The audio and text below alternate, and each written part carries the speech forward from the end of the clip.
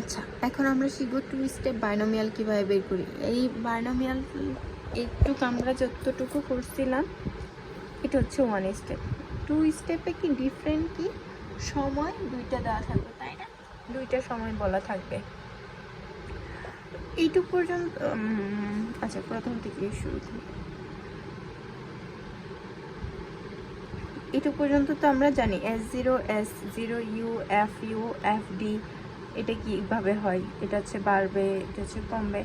এখন আমরা প্রথমে এখানে এইটা যেরকম ডিরেক্টলি উইথ টাইমে বের করতে পারছিলাম, এটা এখানে পারবো না, এটা হচ্ছে এখানে সূত্রের মাধ্যমে বের করতে হবে। তাহলে আমরা এই পার্টটুকু রেখে দেব।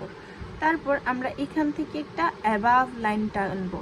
অ্যাবাভ লাইনটা মানে কি, এটা বলা ছিল যে 10% বেশি হয়ে এইটা হবে, তাহলে এটার থেকেও 10% বেশি হয়ে এটা হবে না। তাহলে এটা হচ্ছে এখান থেকে 10% যদি বেশি হয় 110-এর, তাহলে উপরের দিকে যেহেতু যাচ্ছে যোগ হবে। হ্যাঁ, 110-এর 10% কত? 11।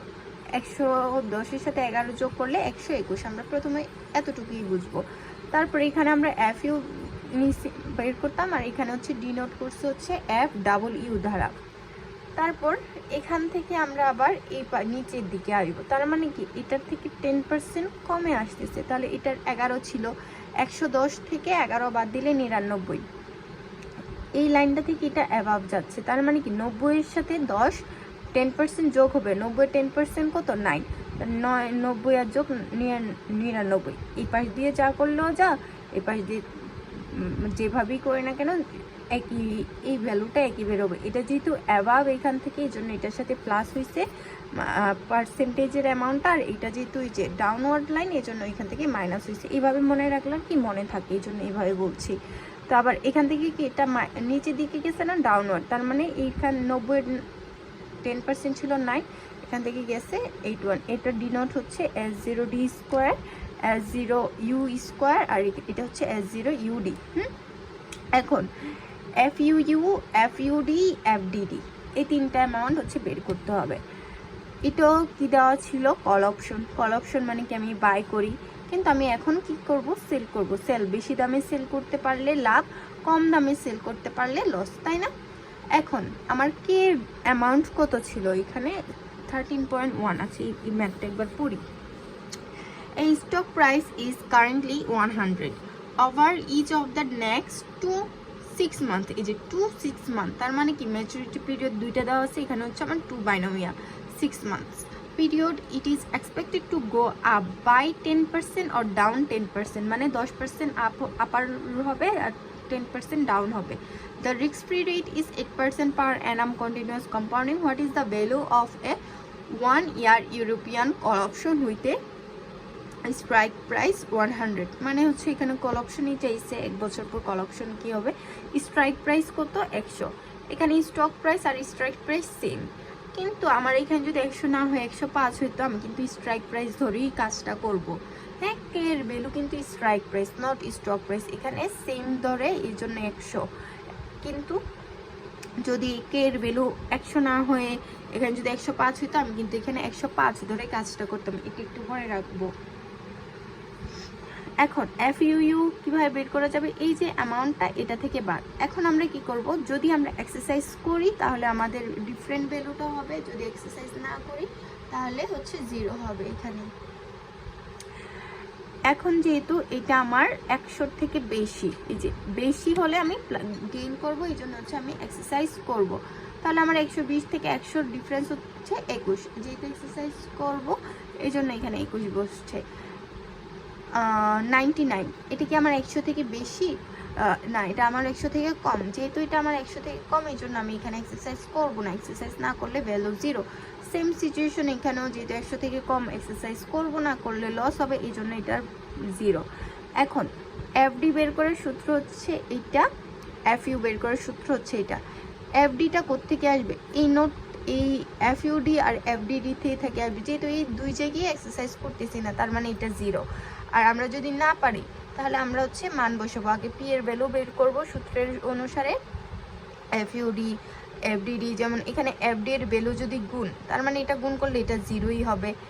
FUD এর মানও 0, শূন্যর সাথে শূন্য যোগ করলে 0, আবার শূন্য দিয়ে যদি এটাকে গুণ করি তাহলে 0ই আসবে, তার মানে আলটিমেট আমার এখানে 0ই আসবে। FUর ভ্যালু হচ্ছে এই মানের এই সূত্রের মাধ্যমে আমরা এখানে বের করব। এই যে প্রথমে আমাদের P ভ্যালু লাগবে। P আমরা জানি কিভাবে বের করি, এটা আমরা আগের ভিডিওতে শিখেছি।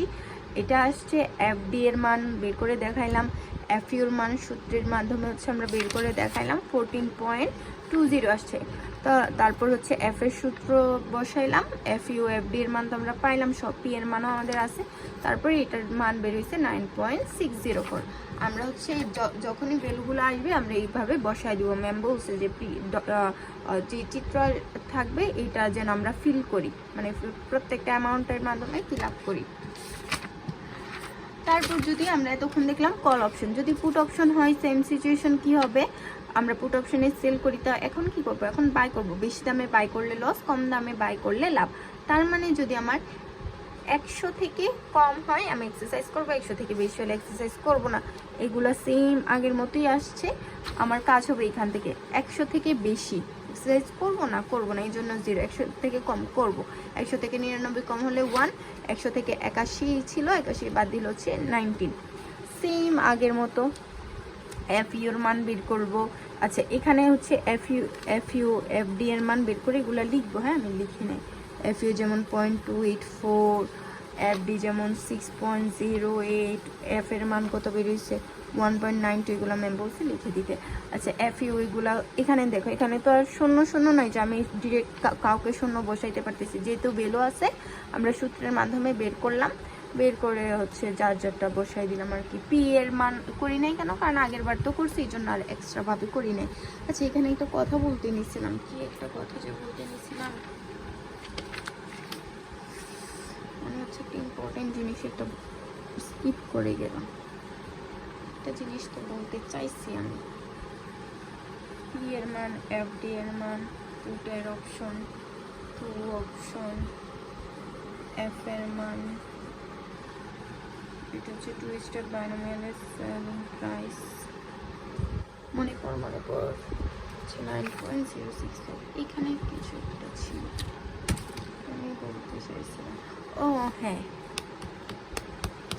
2 স্টেপ বাইনোমিয়ালে ডেল্টা মেথড করব না, কারণ ডেল্টা মেথড করলে অনেক ঝামেলা। এই জন্য ম্যাম বলছে ডেল্টা মেথডে না করতে আমরা রিস্ক নিউট্রাল মেথডে করব। এই জন্য আমরা P এর সূত্রটা ধরেই করছি, ডেল্টা মেথডে আমরা যাব না। যখনই 2 স্টেপ থাকবে আমরা শুধু একটা মেথডই করব। সেই মেথডের নাম কি? সেই মেথডের নাম হচ্ছে রিস্ক নিউট্রাল মেথড, এটাই বলতে চাইছিলাম। ওকে, তাহলে 2 স্টেপও শেষ।